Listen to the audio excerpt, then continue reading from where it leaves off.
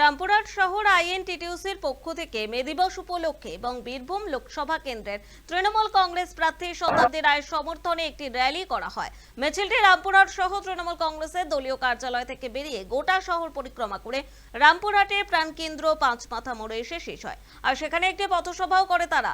আইএনটিটিউসির এই র্যালিতে উপস্থিত ছিলেন বীরভূম জেলার আইএনটিটিউসির সভাপতি ত্রিদেব ভট্টাচার্য, রামপুরহাট শহর আইএনটিটিউসির সভাপতি আব্দুর রাকিব, বীরভূমের মহিলা তৃণমূল কংগ্রেসের সভানেত্রী সাহারা মণ্ডল সহ প্রমুখ। আমি শুধু আপনাদেরকে ধন্যবাদ জানাই এবং আপনাদেরকে আমি দেশের সম্পদ বলে মনে করি। শ্রমিকরা হচ্ছে দেশের সম্পদ। আপনারা যদি কাজে হাত না লাগান, আপনারা যদি মাঠে না নামেন, আমাদের জীবন স্তব্ধ হয়ে যাবে। সব জায়গাতে শ্রমিকদেরকে আমি কুর্নিশ জানাই। আপনারাই হচ্ছেন আমাদের জীবনে চলার পথের রসদ।